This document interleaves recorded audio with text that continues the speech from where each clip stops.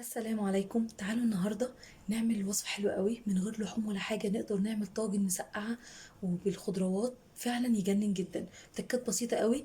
تعالوا بينا مع بعض، يلا نشوف المكونات والطريقه سوا. بكون جايبه البتنجان بتاعي واقشره التقشيره اللي انتوا شايفينها دي. طبعا غسلته كويس قبل ما اقشره، وابدا بقى اقشر الحلقات البسيطه بتاعتي.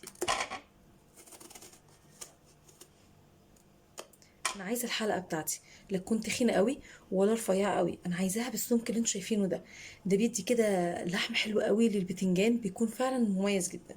وبعد ما خلصت التقطيعه بتاعتي كميه البتنجان كلها، هجيب مصفى زي ما انتوا شايفين، وابدا ان انا انزل عليها بملح.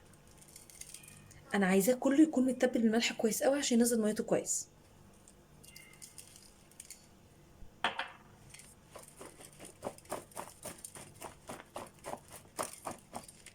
هسيبه بعد كده وقت كافي عشان خاطر ينزل الميه بتاعته كلها. ضفت هنا كل الكميه في مصفى كبيره عشان خاطر اقدر اقلب البتنجان بتاعي كويس جدا. هسيبه وقت كافي لحد ما الميه بتاعت البتنجان كله تنزل. هبدا بقى اقطع الخضار بتاعي. انا هنا قشرت بطاطس وفلفل رومي، هبدا اقطعهم لحد ما البتنجان بتاعي ينزل ميته تماما. قطعت هنا خلاص البطاطس بتاعتي حلقات زي ما انتم شايفين كده، وكمان الفلفل الرومي زي ما انتم شايفين برضه قطعتهم حلقات. يلا بينا بقى على اللي بعده. المرحله دي بقى هجيب الوك بتاعتي وانزل فيها بالزيت. هبدا بقى انزل بالبطاطس في الشرايح بتاعتي بالشكل ده، ولحد لما البطاطس بتاعتي تجهز هبدا بقى اعمل الصلصه بتاعتي. هنزل بقطعه صغيره كده من الزبده وعليها زيت ذره. البطاطس هنا بدات تاخد لون بسيط اهو. انا مش عاوزاها انها تتحمر تحمير كامل، انا اهم حاجه عندي انها تكون واخده وش من الجهتين. ليه؟ عشان خاطر ما تمشيش معايا في المسقعه بتاعتي، وفي نفس الوقت تكون السوا بتاعها كامل معايا في المسقعه، تاخد كده من صوص المسقعه، يكون طعمها بجد هايل.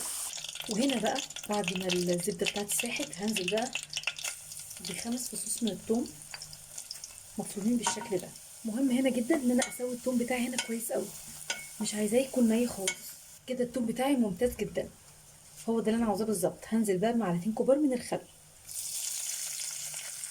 وبعد الغلوه البسيطه دي هبدا بقى انزل بايه؟ عصير الطماطم بتاعي.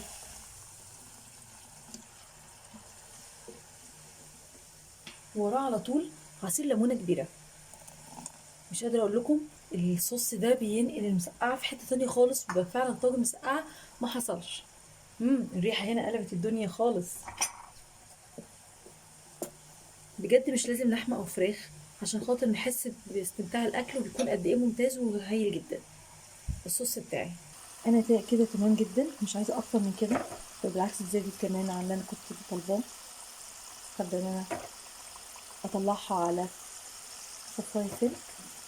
مفيش مشكله، اهم حاجه عندي انها تكون ما تنشيش معايا في المسقعه، تكون منشيه كده وتدي نشا كده في المسقعه، بتبقى بايخه قوي، فده المهم عندي. بعد خروجها على طول على صفايه سلك زي ما انتم شايفين، هنزل بقى برشه بسيطه كده من الملح. تعالوا مع بعض نشوف البتنجان وصل لحد فين. بصوا كميه الميه اللي بينزلها، ولسه هينزل كمان. كل ما نسيبه كل ما هينزل اكتر. هبدا بقى اتبل الصوص بتاعي او الصلصه بتاعتي. ملح، كمون، وكمان فلفل اسمر. طبعا المقدار اللي انت بتحطيه من التوابل الاحتياج بتاعك، او اللي انت بتحبيه، تزودي التوابل قوي او بتقلليها. واقلب كويس جدا جدا جدا، واسيبها بقى تعيش لحد ما تتسبك تماما. هبدا بقى تجهيز التتبيله للبتنجان بتاعي عشان ما يشربش زيت. هجيب نص كوبايه من الدقيق وعليها معلقتين كبار من النشا. هبدا بقى انزل بالبتنجان بتاعي بالشكل ده اهو، وانزل بقى بالبتنجان كله.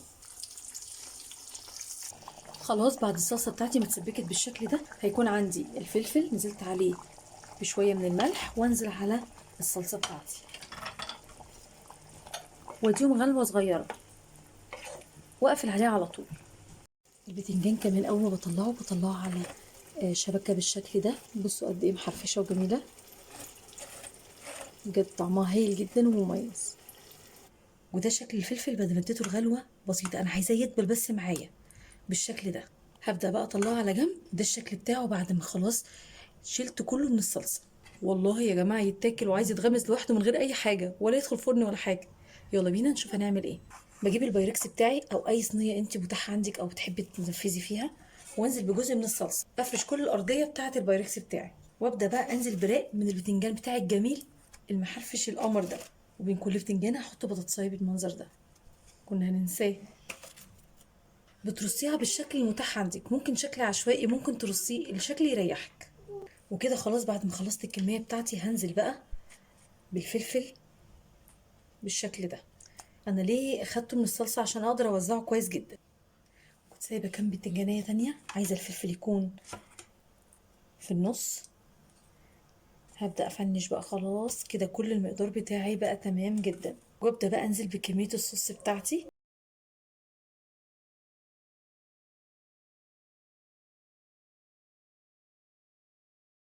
انا عايزه الصوص كله ينزل لجوه المسقعه تماما. والطاجن بتاعي ده جاهز، نزلت بقى القرن الحراق ده على الوش، ويلا بينا بقى على الفرن. وهنا خلاص بعد الطاجن بتاعنا ما طلع من الفرن. وعلى فكره انت تقدري كمان ما تضيفيهوش، ما تدخليهوش الفرن، ما دي حاجه اختياري، بس انا قلت ادلعه شويه. بجد الريحه قلبت المكان. وبقدم جنبه كمان الجرجير بتاعي والخيار الترانشات بالشكل اللي انتوا شايفينه ده. وقد ايه الجرجير بيبقى هايل جدا لما نرش عليه رشه من الليمون. وبجد من زي ما قلت لكم، مش لازم ان احنا نعمل لحوم، الاكلات دي بتبقى بسيطه وسهله وما فيهاش افتكاسه ولا حاجه، بس ممكن تكون تايهه عن دماغنا. بس بجد حلوه قوي وممتازه. لو مره تشوفوني ما تنسونيش في سبسكرايب. اسيبكم في رعايه الله.